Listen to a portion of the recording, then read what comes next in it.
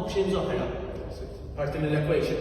Mela, naturalment, jekk qed nitkellmu fuq health and fitness, il-gwajt ħafna nies huwa ix-xaħam żejjed issa.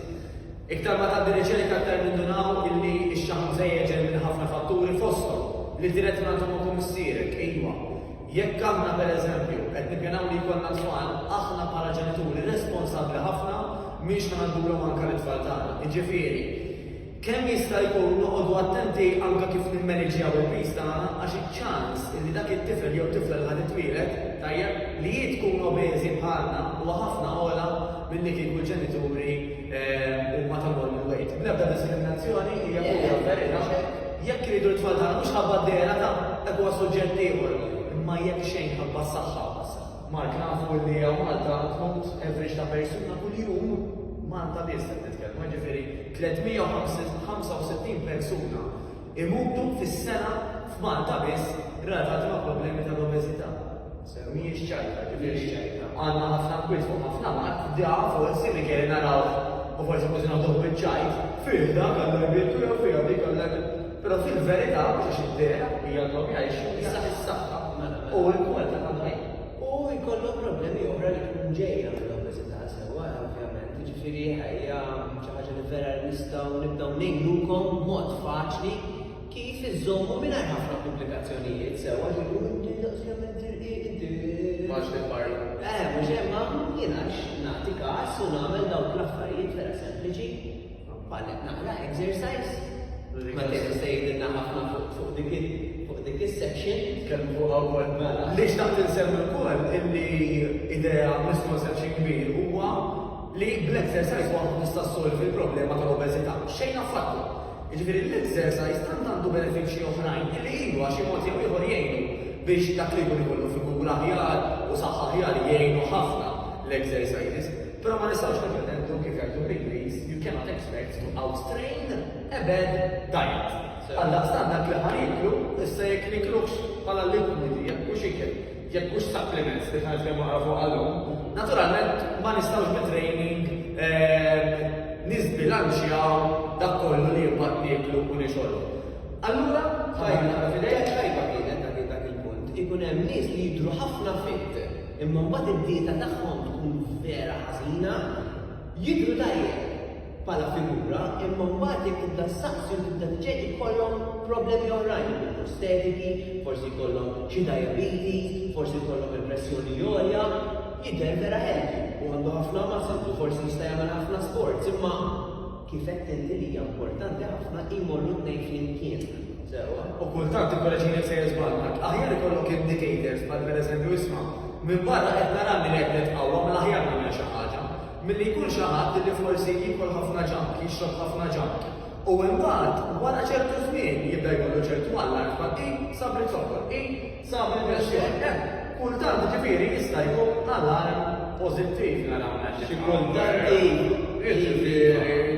ma nistgħux ngħidu għax dak il huwa b'saħħtu miftejn tajjeb. U ħanżid waħda ma li semmi ftit ilu market ma jimpurtax. Apparti l-ġenetika, l-obeżità hija affettwata ħafna wkoll mill-hormones tagħna. U jekk hemm żewġ hormones partikolari li jispikkaw fuq oħrajn huma l-insulina u l-kortisol. Tajjeb, issa. Illum ħansemmuhom naqra kif ukoll nistgħu niddilja magħhom. Però din il-famuża insulina, pereżempju, illi aħna jekk aħna speċjalment noqogħdu niklu spiss kif jgħidulna biex nagħmlu embalas. Fortunatament. Kullu erba' sijat. Tista' tgħid kull xi ħaġa, kull ta' kull xi ħaġa, tifhmu nix ħażin. Hemm ħafna min jagħmel progress meta jkun jiekol qabel min kollox biex nifettillu u jibda jorganizzaru u jibda jiekol eżempju kull tliet sigħat ikel li huwa naturali. Però l-idea żbaljata totalment hija li rid niekol xi ħaġa kull tliet sigħat ħalli nżomm il-metabolizmu għaddej. Mhux vera xejn. Il-metabolizmu mhux affettwat fuq kemm il-darba niekol matul il-ġurnata, imma fuq jiena x'niekol u kemm niekol. Tajjeb, jiġifieri din l-insulina Mark kif taf tajjeb ħafna inti jekk noqogħdu nieklu kull darba qed nagħmluha ftit. Jekk speċjalment qed nagħmluha kull darba għax qed nieklu ta' spiss. U għalmejn qed nieklu l-imbarazz speċjalment dik li huwa qoli fit-sokkol, dik l-insulina qed tmolluha wara s-sema u dik l-insulina qed tagħti lill-messaġġ lill-ġismi biex iżomm ix-xahar. Waqt li pereżempju meta aħna nsumu il-famuża intermittent fasting, tajjeb nsemmu wara wkoll. Tajjeb nitkellmu ħafna fuqha. U m'hawnx biżejjed nies jitkellmu fuqha. Mhux biżejjed nitkellmu waqt illi hemm ħafna riċerka li qed turi ħafna progress fid-der, fis-saħħa, f'dak li jkun kif Inħossu fil-metabolizmu, dik importanti, importanti kelmu nies dik darba fil-ġimgħa. Darba fil-ġimgħa iġifieri kif qed taħseb li inti ħatitlef il-weight, one ma jisparixxix, two ma joħroġ mill-ara, three ma joħroġ mill-bibi. Titmur it-toilet, tittarmi, titnaddaf u l-pis jitlaq minn hemm. Isfemmek. Di tajb nsemmu wkoll, qabel xejn, xtaqt insemmi kif din l-insulina ħarġu bis-soluzzjoni nistgħu nżommuha baxxa aħna biex l-ġisem ma ngħidulux biex iżomm ix-xahar.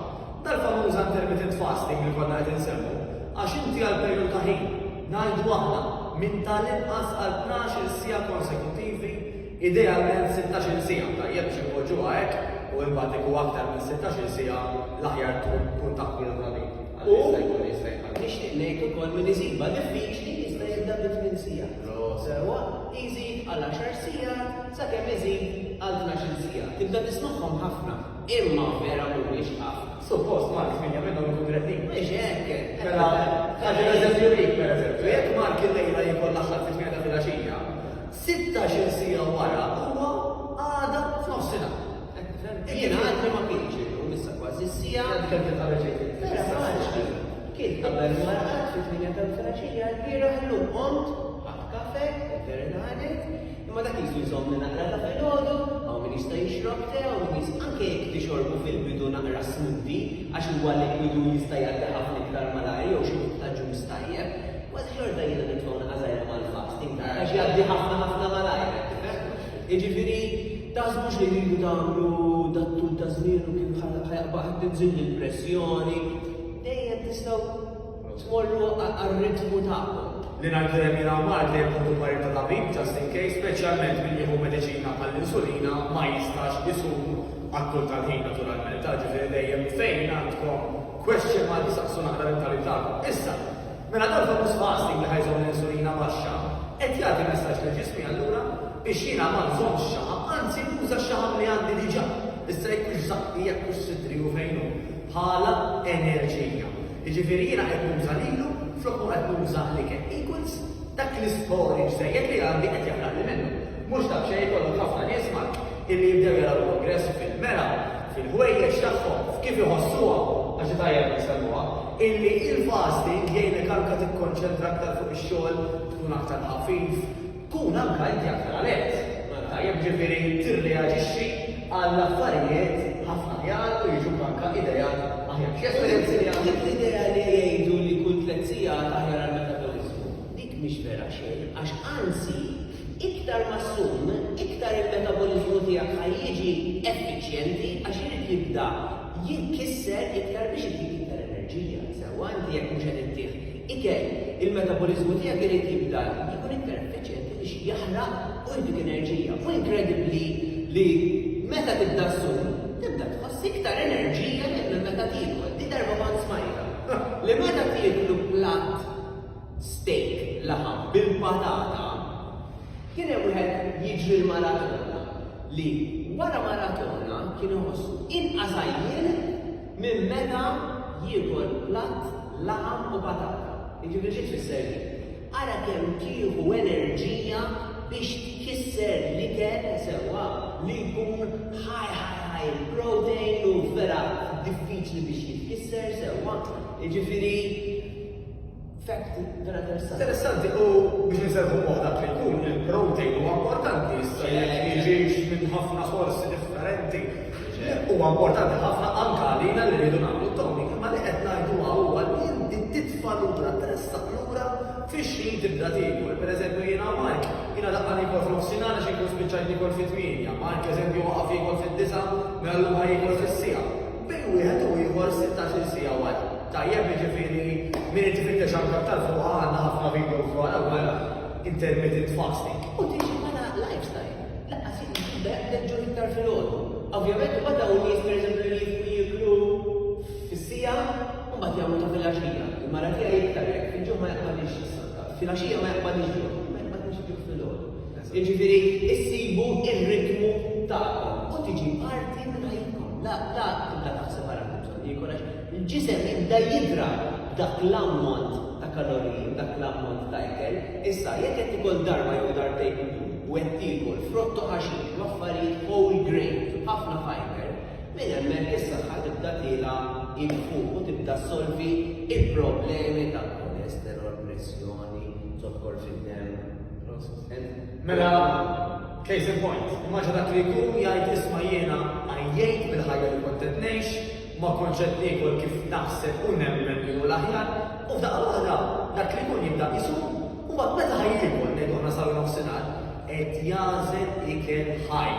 Proset. Dix nifhmu biha mal-kara kemm sempliċi jara biex kien faċli. Ikel faċli u sempliċi biex nifhmuha x'inhu ikel ħaj, huwa dak li kien li meta inti tarah tarfu mhux tgħid kif qed il-patata u għandha kull forma u kull kulur mhux tal-patata. Jew jekk pereżempju jiena ħanażel ħawħa jew ħanażel ħawħa ġo ħafna ġux u ħafna bottijiet u ħafna zokkor. X'inhu l-iktar naturali u ħaj?